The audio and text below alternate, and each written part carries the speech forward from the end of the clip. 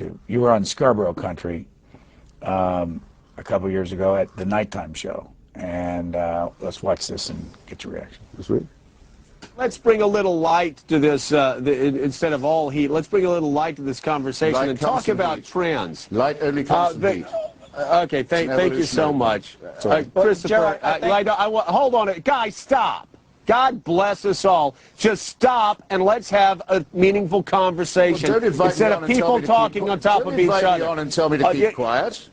Well, Christopher, why don't you let other people talk for a second, okay? You invited me. Okay, so anyway, Matt. Listen to yours. Okay, well, you know what, Christopher, I'll never make that mistake again. Fair Matt, here's the question, okay? Merry Christmas and good night.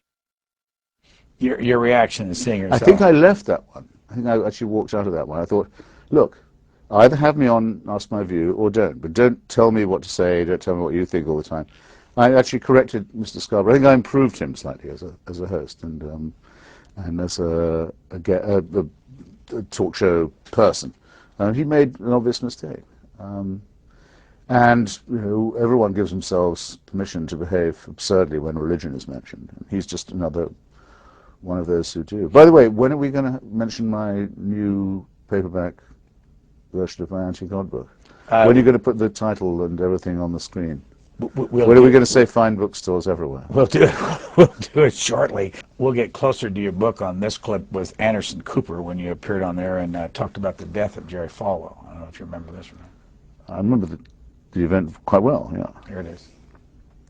Christopher, I'm not sure if you believe in heaven, but if you do you think Jerry Falwell is in it? No, and I think it's a pity there isn't a hell for him to go to. What is it about him that brings up such vitriol? The empty life of this ugly little charlatan proves only one thing, that you can get away with the most extraordinary offenses to morality and to truth in this country if you'll just get yourself called reverend. Who would, even at your network, have invited on such a little toad to tell us that the attacks of September the 11th were the result of our sinfulness and were God's punishment if they hadn't got some kind of clerical qualification? People like that should be out in the street shouting and hollering with a cardboard sign and selling pencils from a cup. I don't know why I was so lenient on the little rat bag. He came on the television while the downtown Manhattan was still smoldering. There were cell phones screeching under the rubble. People still alive. And he said, this is because we allowed divorce and homosexuality. The hell with him. I went on to say is that if he could have been given an enema, he could have been buried in a matchbox. And that's what I didn't get time to say on Mr. Cooper, but I got time to say later on. That's what I meant to say. How much of what you say is calculated? None. I mean, it's meant, in the sense of being, it's not done for effect, if that's what you mean. Well, I don't say anything. No, it's a very good question. I ask myself a lot of the time because I'm often on the telly and on the radio, and I often have a book to sell, and I don't want to suspect myself of just doing things for effect. If I ever go further than I mean to, and I say something that is cheap or overstated, I always will try and come back and correct myself and say, okay, maybe that was. I don't do things just for you're pursing your lips, Mr. Knapp. No, I actually wanted to. I like to find a gifted phrase if I can and try and make it stick, make it memorable. I really wanted to ask you though, when there was an occasion where you and someone else really were, the word mad doesn't describe it, but you're furious with one another, or you really had a confrontation that was personal and serious and deep. On the air, with anybody, anyway, just in life. I mean, people that watch television never know how much of it's a gimmick. Exactly, and that's where one wants to suspect one's own motives. This will seem odd, but I'll answer it like this. I'm reviewing a book at present of essays by Henry Fairley. Perhaps you remember him. Quite good English-born essayist, often in the New Republic, especially in the 80s, 90s. He was a great writer and a great polemicist, but I used to think that sometimes he would feign his anger. He would think, I need to get a piece, I need to get paid, I need to get an article done. He would invent a subject to be annoyed about, and I just think that that will always show. So I suppose I have to submit myself, in answering your question, not to my own verdict that you're inviting, but to the safekeeping of the good taste of the audience. I mean, if the people who read me and watch me, if they think I'm doing this because I just want to make a splash, well, they're entitled to think that, and I would obviously suffer a decline in respect. I don't think, in fact, I give off the impression that I do this for effect. But back to the other part of the question, though, what's the biggest, most serious feud you've had with any individual? And that was real. I mean, that they weren't phony and you weren't phony, and it was... I guess it would be with Henry Kissinger and his defenders, what I can call to mind of the recent past.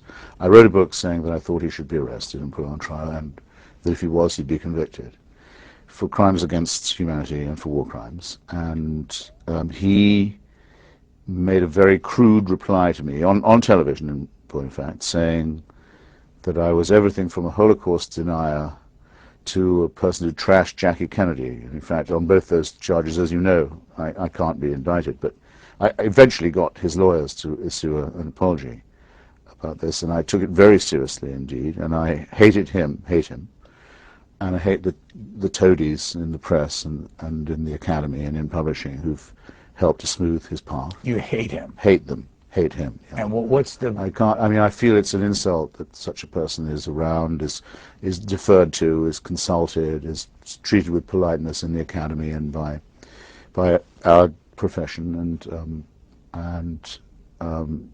in the publishing industry. I've said all that. Have you ever met him?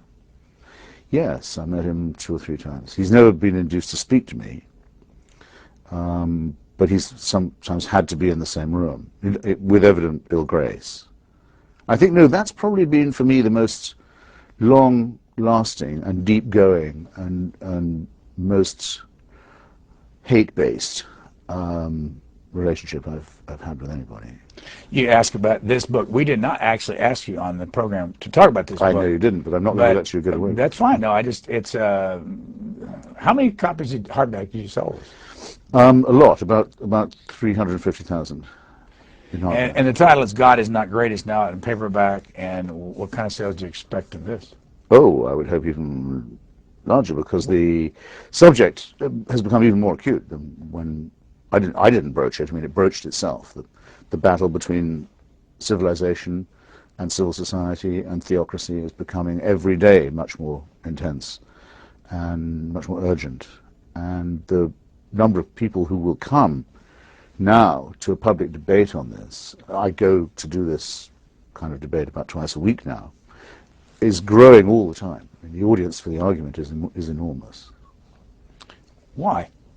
Well, I think for 2 reasons. One is religion is the most interesting subject of all. I mean, if you have a friend or an acquaintance, you know an awful lot about them, depending on whether they attribute their presence in the studio to the laws of biology, the laws of nature, the laws of evolution by natural selection, or whether they think that they're here because of a divine plan. It's a big difference, philosophically, morally.